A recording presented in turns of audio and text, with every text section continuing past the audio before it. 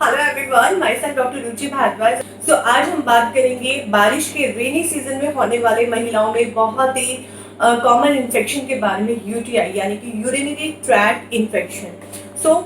ये बीमारी क्यों होती है, रिकरेंट क्यों होती है और इसका क्या सब सिम्टम्स आते हैं और इसका इलाज क्या है, इस सारी बीमारी के बारे में हम इस टॉपिक पे डिस्कशन करेंगे। अब तक अगर आपने हमारा चैनल सब्सक्राइब नहीं किया तो प्लीज इसे सब्सक्राइब कीजिए। जो भी आपके कमेंट्स हैं या इस विषय से रिलेटेड आपको जो भी डाउट्स है आप हमें कमेंट बॉक्स में सेंड कर सकते हैं। आप हमें मैसेंजर पे भी सेंड कर सकते हैं। हम आपकी प्रॉब्लम को सॉल्व करने की कोशिश करेंगे। अब बात करते हैं यूटीआई के बारे में।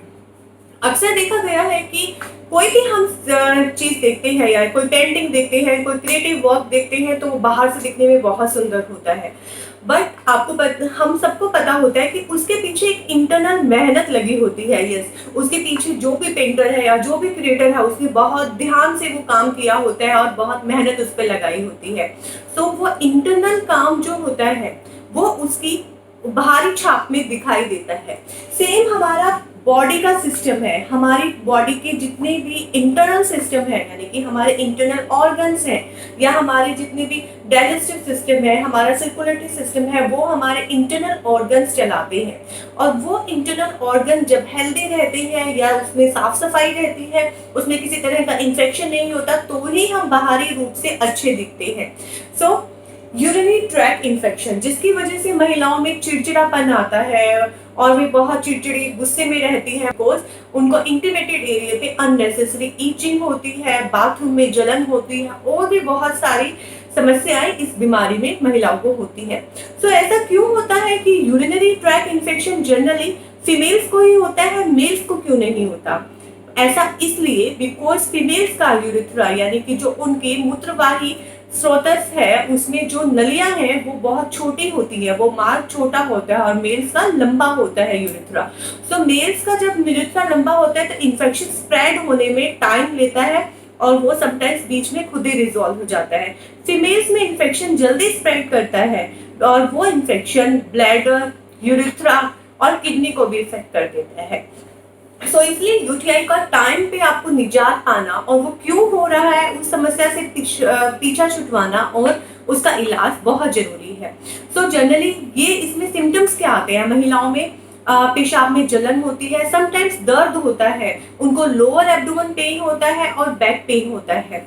तीसरा क्या रहता है कि जिन महिलाओं में यूटीआई की समस्या होती है उनको यूरिन की अर्ज लगती है, यानी कि उनको ऐसा लगता है कि हमें यूरिन आया। जब वो जाके यूरिन पास करती है देन कुछ नहीं होता, उनको ड्रॉप आता है, यूरिन कॉन्टिनेंस में नहीं आता। और इसके अलावा उनको समटाइम्स फीवर आता है, रिकरेंट फीवर्स आते हैं और अक्सर कुछ बार चिल्स के साथ यानी कि सर्दी लगकर बुखार आता है। ये सारे यूरिनरी ट्रैक्ट इन्फेक्शन के सिम्टम्स होते हैं। अब ये क्यों होता है इन्फेक्शन? जो इसमें जनरल कारण है पानी कम पीना और तीसरा फाइबर डाइट ना होना। जहां आयुर्वेद जो मानता है कि शरीर में पित्त की अधिकता हो जाना यानी कि वात पित्त कफ तीन दोषों में पित्त का लेवल बढ़ जाना, एग्रेशन में आ जाना, जिससे कि उसमें पेशाब में जलन आती है। जो भी हम स्पाइसी खाते हैं, जंक फूड खाते हैं, तेज मिर्च मसाला वाला खाना खाते हैं, जनरली महिलाएं इस तरह के खाने की शौकीन होती है, फूडी होती है, तो भी उनमें ये इन्फेक्शन ज्यादा होता है। जब शरीर में पित्त बढ़ जाता है तो भी यूटीआई रिकरेंट होता है। अब जो सबसे बड़ा रीजन है यूटीआई रिकरेंट होने का, जिसके बारे में बहुत कम फीमेल्स को पता है, तो हम उसके बारे में डिस्कस करेंगे। सबसे बड़ा रीजन है कि जिन फीमेल्स को हैबिट होती है बार बार इंटीमेटेड एरिया वॉश करने की, और जब जैसे ही उनको पीरियड्स जैसी समस्या होती है या वे कहीं बाहर होती है तो भी वो बार बार अपना इंटीमेटेड एरिया वॉश करती है, जिससे कि क्या रहता है, फीमेल्स के वेजाइनल में एक पीएच बैलेंस होता है, एक तरह का बैक्टीरिया होता है जो पीएच बैलेंस को मेंटेन रखता है। और जब बार बार धोते हैं, वॉश करते हैं, तो वो पीएच लेवल मेंटेन नहीं रह पाता, इम्बैलेंस हो जाता है, जिससे कि वो प्रोन टू इन्फेक्शन हो जाती है। वो जो बैक्टीरिया होता है वो उसमें कहीं ना कहीं खमीर यानी कि ईस्ट फॉर्मेशन का काम करता है। जैसे ही खमीर या ईस्ट फॉर्मेशन वेजाइनल में रहेगी, वो पीएच बैलेंस रहेगा, जिसकी वजह से बैक्टीरिया वेजाइनल में ग्रोथ नहीं कर पाता। बट जब वो डिस्टर्ब हो जाता है तो बैक्टीरिया के लिए फेवरेबल माहौल हो जाता है। अगर आपको भी ये है कि आप बार-बार जब भी यूरिन जाते हैं या पीरियड्स के दौरान आप बार-बार वॉश करते हैं, तो इस हैबिट को छोड़िए। आप जब भी वॉशरूम जाएँ देन आपको इंटीमेटेड एरिया को सिर्फ ड्राई कॉटन या फिर ड्राई टिश्यू पेपर से पोंछना है और वहाँ की हाइजीन मेंटेन रखनी है। जब भी आप नहाएँ यानी कि बाथ लें तब आप उसको गीला कर सकते हैं, पानी लगा सकते हैं।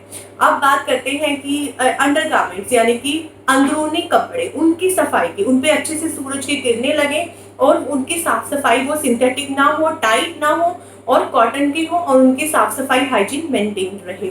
अब जैसे कि मैंने आपको कारण बता दिए, सिम्पटम्स बता दिए, अब बात करते हैं इसकी ट्रीटमेंट की है। इसमें कुछ रेमेडीज़ आप फॉलो कर सकते हैं यानी कि सबसे पहले पानी को ज़्यादा से ज़्यादा पीना है।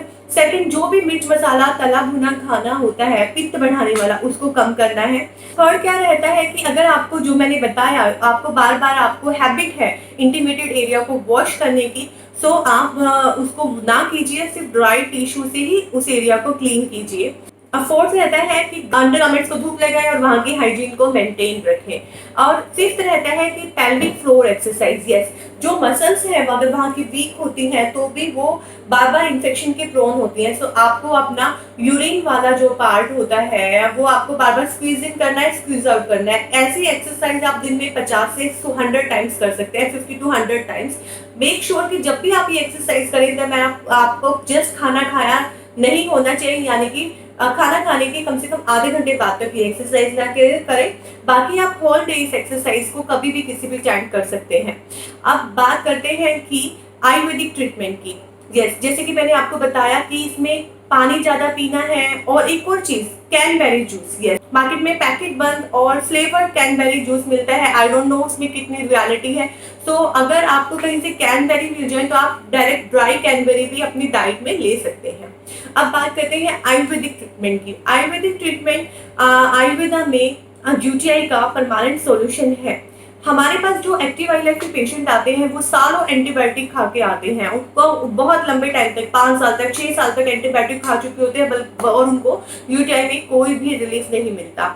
आयुर्वेद में बहुत सारी ऐसी मेडिसिन है जैसे कि चंद्रप्रभा है, गोक्षुर है, पूर्णवादी है, नागकेशर है, जो कि यूटीआई की समस्या से निजात देती है। हम एक्टिव आई लाइफ पर पेशेंट को देखकर ही उसको मेडिसिन सजेस्ट करते हैं, उसकी प्रकृति क्या है, क्या एज है और उसका यूटीआई किस हद तक फैला हुआ है और कितना पुराना है। सो यूटीआई से लेकर आपको जो भी जानकारी चाहिए आप हमें मैसेंजर पे मैसेज कर सकते हैं। हमारी ऑनलाइन परामर्श आप दिए गए नंबर पे बुक करवा सकते हैं और आपको इस बीमारी से रिलेटेड और भी कोई क्वेश्चन है आप हमसे कमेंट बॉक्स में पूछ सकते हैं। धन्यवाद। Stay active, stay healthy.